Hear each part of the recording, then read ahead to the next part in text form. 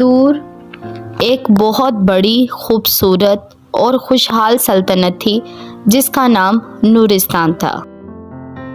نورستان کے بادشاہ اور ملکہ بہت نرم دل اور نہایت انصاف پسند حکمران تھے۔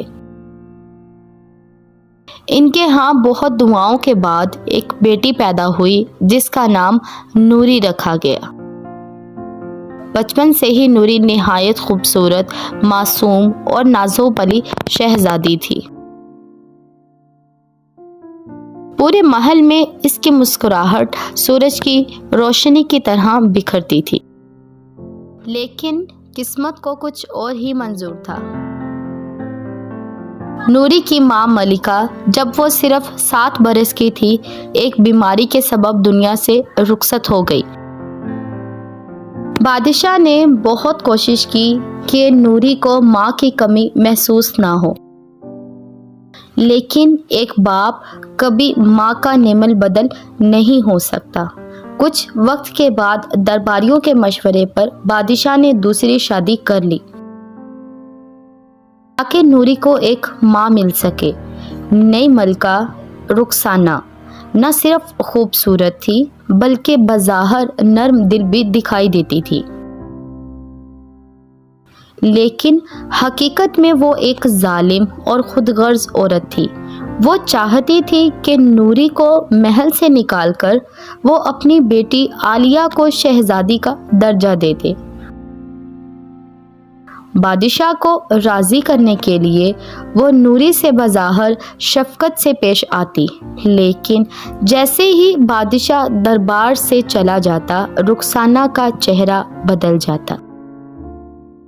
رخسانہ نے آہستہ آہستہ نوری پر سختیاں کرنا شروع کر دی۔ کبھی کپڑوں کی صفائی، کبھی برتن دھونا اور کبھی محل کے فرش کی صفائی جیسے کام اس ننھی شہزادی کے سپرد کیے جاتے۔ نوری معصومیت سے سب کچھ برداشت کرتی، کیونکہ اس کے دل میں ایک امید تھی کہ ایک دن سب کچھ ٹھیک ہو جائے گا۔ جب بادشاہ کو نوری کے ساتھ ہونے والے سلوک کی بھنک بھی پڑتی، رخسانہ بہت چالاکی سے رونا دھونا ڈال کر سب کچھ جھوٹ ثابت کر دیتی۔ بادشاہ اپنی بیوی کی باتوں میں آ کر نوری کو ہی جھڑک دیتا۔ یوں نوری ایک شہزادی سے محل کی خادمہ بن کر رہ گئی۔ وقت گزرتا گیا، نوری بڑی ہوتی گئی۔ اب وہ ایک حسین، باادب اور ذہین لڑکی بن چکی تھی۔ محل کے کچھ پرانے خادم اب بھی اسے عزت دیتے تھے، لیکن رخسانہ نے ان میں سے کئی کو نکال دیا تھا۔ نوری سارا دن کام کرتی اور رات کو چپ چاپ محل کے پچھلے کمرے میں سو جاتی۔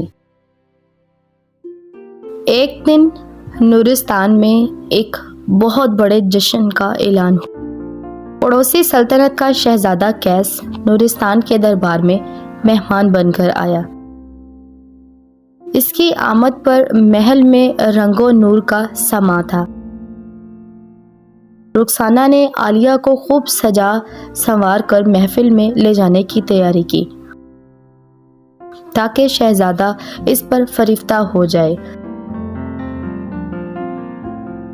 نوری کو جشن کی رات بھی صفائی کے کام پر لگا دیا گیا۔ محفل کے دوران نوری حادثاتی طور پر شہزادہ قیس کے سامنے آ گئی۔ وہ پانی کا برتن لے کر جا رہی تھی جب پھسل کر گر پڑی۔ شہزادہ فوراً اس کی مدد کو آیا۔ اس کے چہرے کی معصومیت اور آنکھوں کی چمک نے شہزادے کو حیران کر دیا۔ قیس نے پوچھا، تم کون ہو؟ نوری نے جھکی نگاہوں سے کہا، میں محل کی خادمہ ہوں۔ لیکن شہزادے کو یقین نہ آیا۔ اس کے چال ڈال، بات کرنے کا انداز، سب کچھ شہزادیوں جیسا تھا۔ کیس نے خاموشی سے دربار کے کچھ وفادار خادموں سے تحقیق کی تو انہوں نے ساری حقیقت بتا دی۔ ساری حقیقت کھل کر سامنے آ گئی۔ نوری بادشاہ کی حقیقی بیٹی تھی، لیکن سوتیلی ماں کے ظلم کا شکار ہو چکی تھی۔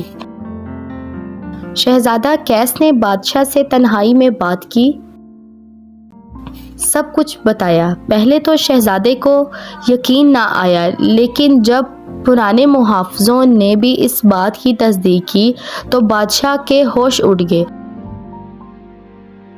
اس نے فوراً نوری کو بلایا اور جب اسے اپنی بیٹی کی آنکھوں میں دکھ اور تنہائی نظر آئی تو وہ پھوٹ پھوٹ کر رو دیا۔ رخسانہ کے تمام گناہ بے نقاب ہو گئے۔ بادشاہ نے اسے محل سے نکال دیا اور عالیہ کو بھی سلطنت سے جلا وطن کر دیا، کیونکہ وہ بھی اپنی ماں کے ساتھ ظلم میں برابر کی شریک تھی۔ نوری کو ایک بار پھر شہزادی کا درجہ ملا، لیکن اس نے محل کی آسائشوں کی بجائے غریبوں کی خدمت کو اپنا مقصد بنا لیا۔ اس نے محل میں ایک اسکول، ایک ہسپتال اور ایک پناہ گاہ قائم کی، جہاں یتیم بچوں کو محبت، تعلیم اور تحفظ دیا جانے لگا۔ شہزادہ کیس نے نوری سے نکاح کا پیغام بھیجا، جسے بادشاہ اور نوری دونوں نے خوشی سے قبول کیا۔ ان کا نکاح ایک شاندار تقریب میں ہوا، لیکن سادگی اور عاجزی کے ساتھ۔ نوری اور کیس دونوں نے مل کر سلطنت کو بہت خوشحال بنا دیا۔